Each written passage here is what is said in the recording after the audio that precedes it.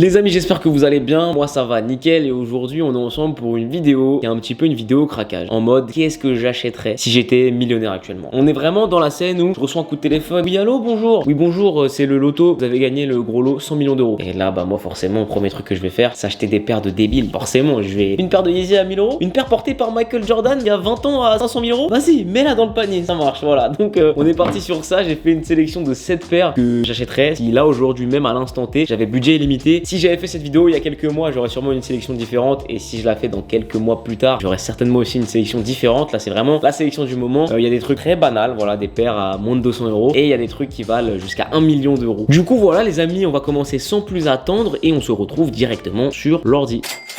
Première paire, on commence avec la Yeezy Boost 750 OG, une paire que je trouve ultra intéressante. Alors c'est la première Yeezy qui est sortie chez Adidas, elle est sortie en février 2015. À l'époque j'aurais sûrement bien aimé en avoir une, mais déjà retail c'était 350 euros. Donc déjà quand c'est sorti, c'était en 2015, j'avais 17 ans et à 17 ans j'avais pas du tout 350 euros à mettre dans une paire. Donc déjà même retail, si j'avais pu l'avoir, sachant que c'était très compliqué parce qu'il y en a eu très peu, j'aurais pas pu la payer, c'était déjà trop cher. Aujourd'hui une paire de Yeezy Boost 750 OG, ça dépend, ça varie. Alors je suis pas un spécialiste de ce modèle là, mais je pense qu'à ma taille, donc là en 7 US, peut en avoir une pour à peu près 2500 euros je pense. Mais je trouve la paire hyper intéressante et tu vois ils sont arrivés avec un truc qu'on voyait pas à l'époque et d'ailleurs qu'aujourd'hui on retrouve pas forcément. Je trouve qu'elle était un peu sortie de nulle part et je me rappelle que quand ça avait été annoncé, les gens en parlaient et descendaient la paire en mode qu'est-ce que c'est Yeezy chez Adidas, ça va se perdre, c'est n'importe quoi, la paire elle ressemble à rien. Finalement quelques mois plus tard la paire ça a été la guerre pour l'avoir et c'est une des paires qui a le plus coté, même ça fait partie des Yeezy qui le cote le plus chez Adidas. Donc hyper intéressant. Moi je l'aime pas parce qu'elle cote bien sûr, j'en ai un peu rien à foutre de ça, c'est surtout parce que je trouve le modèle hyper intéressant et c'est ce qu'a lancé Yeezy chez Adidas. Je trouve que c'est un peu un moment charnière dans la hype en général et surtout même plus globalement dans la sneaker. Je porterai cette paire mais c'est surtout une paire que je veux pour l'objet, que j'aime l'objet, parce que bien sûr si demain je gagne je sais pas combien de millions au loto, les paires que je veux acheter c'est même pas forcément des paires que je veux porter, c'est des paires juste que je peux acheter parce que j'aime les objets. Donc je pense qu'aujourd'hui tu sors cette paire DS en 2021 avec un outfit sympa, c'est chaud je pense. Du coup voilà, Yeezy 750 OG Grey, ce serait une des premières paires que j'achèterais si j'avais gagné le gros lot au loto frérot. Ensuite, deuxième paire de la sélection, Air Max One SP Cloud Kiss of Death 2. Du coup, c'est la paire qui fait suite à la Kiss of Death. Je vais réussir. C'est la paire qui fait suite à la Kiss of Death 1 qui a été rééditée cette année en 2021, il y a 2 mois je crois. Et je la trouve 1000 fois mieux que la Kiss of Death 1 parce que déjà sur la Kiss of Death 1, j'aime pas l'aspect transparent au-dessus, je kiffe pas trop. Montrer mes chaussettes, c'est pas trop mon délire. Et celle-là, je l'adore. C'est une base de Air Max One Hyperfuse qui était des modèles de Air Max One totalement en plastique et mèche. Ça se fait plus trop. Je crois que Nike en vend même plus. Moi, je la trouve trop belle. Déjà, le code couleur en général, je la trouve vraiment cool. Il y a un truc que j'aime un peu moins, c'est les petits speckles là sur la semelle. Donc, c'est les petits points blancs sur la semelle qui est un peu grise. Ça, c'est un détail que j'aime un peu moins. Sinon, la couleur globale de la paire grise avec une petite touche de vert, une petite touche de noir, j'aime beaucoup. Bien sûr, si je l'achète demain et que j'ai budget limité, je la prendrai avec Special Box. Sachant qu'à ma taille, avec Special Box, on peut en trouver à partir de 900 000 euros, il me semble, d'après ce que j'ai pu voir. Donc, voici la Special Box. Elle est, je trouve, trop belle. Je pense même que tout Air Max confondu, elle est dans mon top 10. J'allais dire, c'est une de mes préférées, mais doucement, parce que des Air Max, il y en a quand même des très très lourdes et il y en aura d'autres dans cette sélection. Je cherche le détail du talon. Voilà, je trouve ça trop cool. Bon, c'est le détail clotte. Je pense qu'en plus, vu les matériaux utilisés, c'est pas trop fragile, tu vois, c'est un truc que tu peux porter quand même pas mal, à part quand il pleut, genre parce que t'as du mèche blanc, mais je pense qu'en tout cas, niveau durée de vie, c'est pas trop dégueulasse. Bon voilà, c'est à peu près tout ce que j'avais à dire sur cette Air Max One Kiss of Death 2 en collab avec Clotte. Elle est excellente, l'édition Spaybox est vraiment intéressante, j'espère l'avoir un jour, mais en tout cas, si demain j'avais un budget illimité, elle serait sur la top list direct. Ensuite, on va parler Nike, on va parler Air Max One encore une fois, mais pas n'importe laquelle, une paire qui date un peu. Vous voyez ici, on a un alignement de Air Max One Pata. Alors attention, je vous laisse mettre dans les commentaires tout de suite, à votre avis, je vais choisir laquelle. Je vous laisse 5 secondes.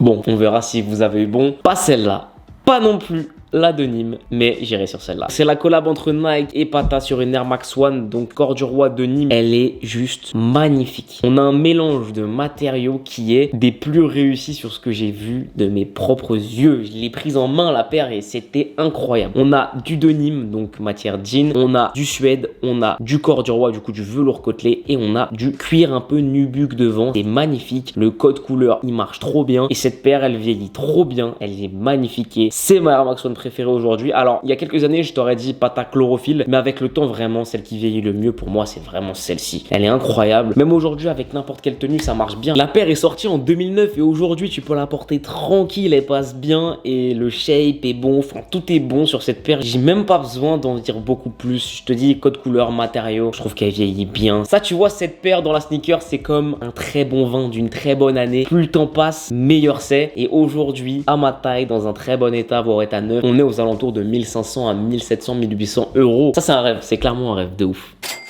Je vous l'annonce directement, on est sur la paire la plus chère de la vidéo, puisque à l'heure actuelle, elle est valorisée à 1 million de dollars. Si je dis qu'elle est valorisée à 1 million de dollars, mais que je donne pas un prix précis, c'est parce qu'elle va être vendue aux enchères entre le 16 et le 21 avril 2021. Donc au moment où sort cette vidéo, normalement, on est en plein dans les enchères. Et je parle du coup de cette Nike Air Yeezy 1 qui a été portée par Kanye West lors des Grammys. C'est un sample qui n'est jamais sorti. Et du coup, quel est le contexte autour de cette paire? Alors, on arrive en 2008. Kanye West vient de sortir un album incroyable et il est nominé aux Grammys. Lors des Grammys, il va chanter Stronger, donc le feat avec Daft Punk, et le son Hey Mama. Et à ce moment-là, en 2008, il commençait à taffer avec Nike pour sortir sa collaboration, les Nike Air Yeezy. Donc les Nike Air Yeezy 1 plus précisément. Et là, Nike, ils ont réfléchi hyper intelligemment parce qu'ils se sont dit, on a Kanye West qui a sorti un des projets de l'année et il va performer pour la cérémonie la plus importante de l'année, sachant que c'était le 50e anniversaire des Grammy Awards. Donc ils se sont dit, c'est le moment de commencer le teasing autour des Nike Air Yeezy 1. Et du coup, au moment de performer, il arrive sur scène avec cette paire de Air Yeezy 1 au pied, donc cette Air Yeezy 1 Black qui aujourd'hui n'a pas de nom officiel. Son nom c'est Grammy en fait, simplement parce qu'elle a été uniquement faite, conçue et portée lors des Grammys de 2008. Et du coup cette paire de Yeezy 1 elle a été valorisée à plus d'1 million de dollars, mais aujourd'hui on peut pas savoir à combien elle va être vendue. Mais moi je mets une pièce sur le fait que ça va être beaucoup plus qu'1 million de dollars et que ça va être la paire de sneakers la plus chère jamais vendue. Et du coup je vous le dis les gars, si j'avais gagné 20, 30, 40, 50, 100 millions au loto, là actuellement je serais à Hong Kong et je serais parti à l'enchère et je pense que j'aurais pu poser un prix indécent. Je suis pas un fanatique absolu de Kanye West, j'aime beaucoup ce qu'il fait, surtout chez Adidas. La Yeezy 1 j'aime beaucoup et là si j'en avais, même en ce moment je pense que je les porterai encore beaucoup. Artistiquement parlant j'aime bien, après le personnage est quand même vachement spé, je le suis pas du tout dans ses différentes phases, surtout actuelles. De toute façon je vais rien vous apprendre, vous connaissez un peu le personnage. On monte maintenant ma somme de craquage total à plus d'1 million d'euros. C'est n'importe quoi, mais en tout cas cette paire c'est fou, c'est juste fou en fait.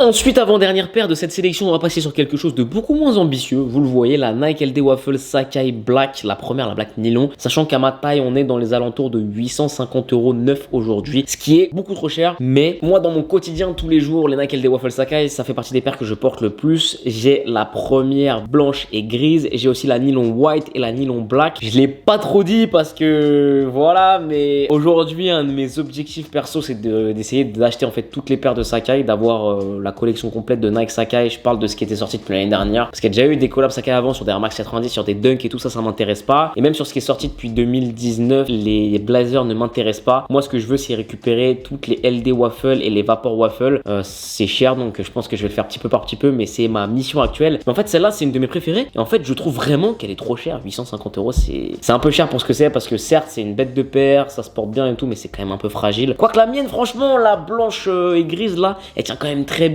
Mais moi je la trouve un peu chère quand même à ce prix là. Et bah tu vois, dans une paire à porter au quotidien, si je devais mettre un gros billet là, que j'avais un budget limité, je foncerais là-dessus.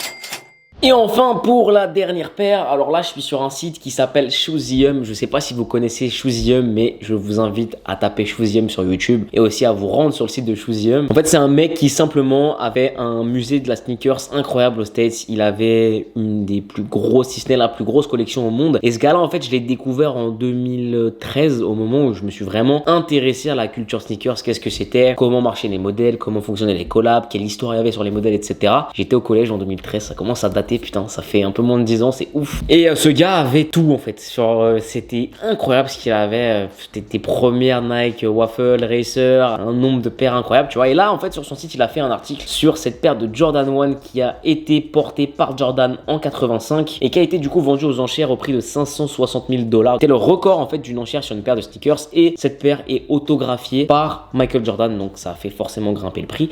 Et il y a un truc que j'ai trouvé hyper intéressant sur cet article de Shoesiem. Vous pouvez voir qu'en fait c'est vraiment une paire qui a été portée lors d'un match, c'est incroyable. Tu vois, moi je suis pas un fanatique de Jordan, j'aime les Jordan, mais personnellement la NBA n'est pas un championnat, en tout cas le basket n'est pas un sport qui personnellement m'intéresse, que je vais suivre, et moi j'ai pas découvert la sneakers par le basket, tu vois. Je sais que c'est le cas de beaucoup de personnes, surtout un peu plus âgées, qui ont découvert la culture sneakers il y a quand même un paquet d'années, qui sont tombés là-dedans grâce au B-Ball, parce qu'ils étaient fans de Jordan, parce qu'ils étaient fans de la NBA en général. Moi c'est pas le cas, mais ce genre de pièces, je reste pas insensible à ça, tu vois. Et clairement, bah si j'avais un budget de débile à balancer, je pense que ce serait le genre d'objet que j'aimerais avoir juste pour collectionner, parce que c'est juste incroyable en fait. Et en fait, si j'ai choisi l'article de Shoesiem, c'est parce que j'ai vu un truc qui était hyper intéressant, c'est qu'aujourd'hui en 2021, tout le monde vanne les gens qui portent des Jordan 1 mid, en mode porter des mid c'est la honte, les mid c'est de la merde, etc. Moi j'ai toujours trouvé que cette guerre n'était franchement pas utile, mais quand tu vas un peu chez les puristes, tu vois, ils disent ouais fuck les mid, moi je porte que des high, nanana, parce que Jordan portait des high. Sauf qu'en fait, je regarde bien cet article, Shoesiem explique qu'en fait les paires de Jordan 1 qui étaient vendues dans le commerce, elles étaient comme ça, donc comme nous on les connaît, mais en fait Jordan, celles qui portaient pendant les matchs, elles étaient pas montantes comme les high qu'on connaît, mais en fait c'était quasiment des mid.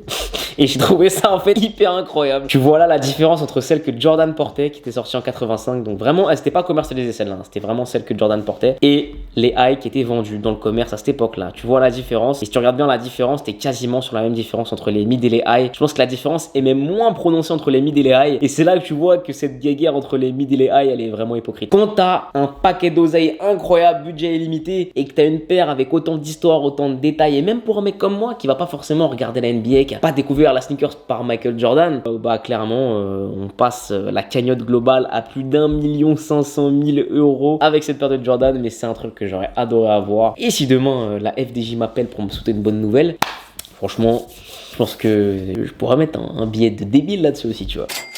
Bon voilà les gars, c'était ma vidéo un peu wishlist sneakers, budget débile, illimité. J'espère que ça vous aura plu. Je trouvais ça marrant de vous parler un peu des paires qui me faisaient rêver, pas uniquement parce que j'ai envie de les porter, pas uniquement parce qu'elles sont tendance actuellement, pas uniquement parce que c'est une collab qui vient de sortir, etc. Mais vraiment, surtout pour les objets que c'est, parce que tu vois, la Yeezy 750 c'est une paire que j'aurais, que je porterais pas énormément. La Yeezy Grammy c'est une paire qui est pas à porter, tu vois. Mais c'est des objets que je trouve incroyables, tu vois. Et j'ai mixé ça aussi avec des paires que j'adore, mais que je trouve un peu chères, tu vois, comme par exemple les Sacai, les Cloud Kiss of Dev 2. C'est un petit mix de voilà, si j'avais budget limité, ce que j'achèterais. Donc voilà les amis, j'espère que cette vidéo vous aura plu. Je vous mettrai un lien en description si vous avez un gros budget et que vous voulez acheter certaines paires de la vidéo. Évidemment, il y a des paires qu'on pourra pas retrouver. Et si ce genre de vidéo vous plaise, on pourrait se faire une suite de vidéos wishlist. Et je vous invite à me dire dans les commentaires des thèmes de wishlist que vous voudriez que j'aborde. Merci encore à vous d'être aussi nombreux à me suivre. On est quasiment 200 000, c'est incroyable, c'est trop bien. Donc les amis, on se donne rendez-vous la semaine prochaine. D'ici là, portez-vous bien, à très vite.